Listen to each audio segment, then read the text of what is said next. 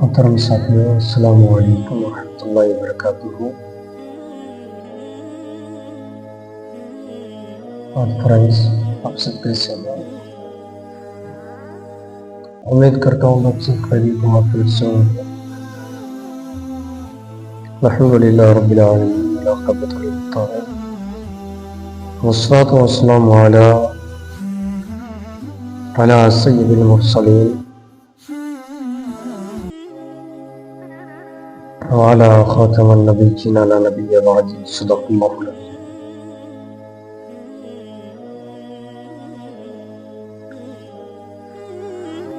ان الصلاۃ تنہی عن الفحشاء والمنکر، صدق اللہ العظیم وصدق رسولہ النبی الامین الوطن الکریم ونحن على ذلك لمن الشاهدين والشاكرين والحمد لله رب العالمین۔ میرے محترم ساتھیوں، کلام بلاغت میں ارشاد فرماتا ہے رب کائنات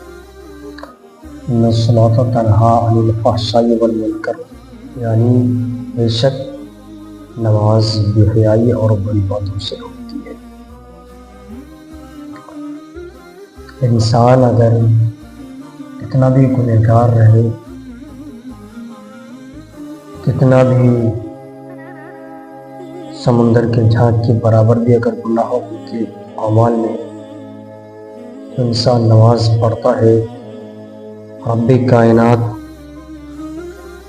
نمازوں کے صدقے ان کے گناہوں کو مٹا دیتا ہے۔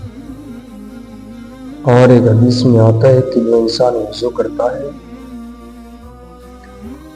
رب کائنات کے پیارے نبی غیبہ نبی صلی اللہ تعالیٰ علیہ وسلم نے فرمایا، جو انسان وضو کرتا ہے، نماز کی پہلی کنجی ہے، حدیث میں آتا ہے الوضو هو مفتاح الصلاۃ، وضو نماز کی کنجی ہے۔ یعنی گھر میں جانے سے پہلے کوئی دروازہ ہوتا ہے، اس کے اندر تالا ہوتا ہے، پھر چابی ہوتا ہے، اسی قدر نماز پڑھنے سے پہلے وضو پاکی یہ چیز لازم ہے، انسان کو ہونا بہت ضروری ہے۔ انسان کے پاس جب جس وضو بناتا ہے، وہ اللہ کے رسول صلی اللہ تعالیٰ علیہ وسلم نے فرمایا، جو انسان وضو کرتا ہے اللہ ان کے گناہوں کو کس قدر مٹاتا ہے۔ جو انسان وضو کرتا ہے، وضو کے پانی جو قطرہ ہوتا ہے اگر ناخن سے بھی گرتا ہے تو رب کائنات اگر ناخن سے بھی گرتا ہے، پانی گرتا ہوا نظر آتا ہے تو رب کائنات ان کے گناہوں کو ناخن کے پانی کے قطرے سے جس قدر ناخن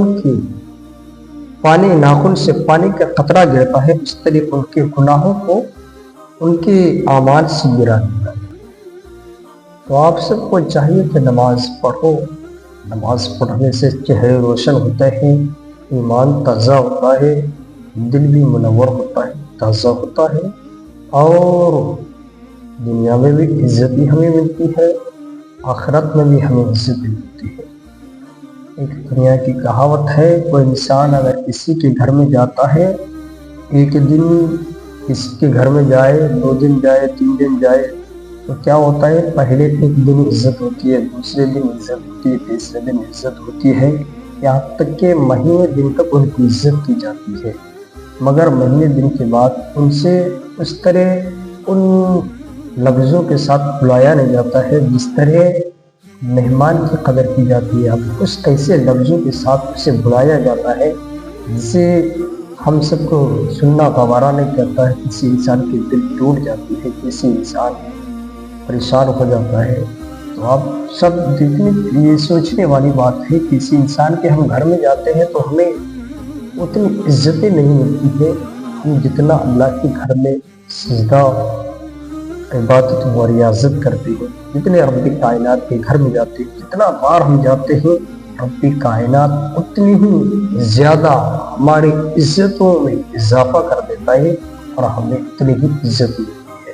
تو آپ سب کو چاہیے کہ نماز پڑھو، اپنے اعمال کو درست کرو، اپنے طریقے کو درست کرو، دنیا میں بھی کامیاب رہو گے، آخرت میں بھی کامیاب رہو گے۔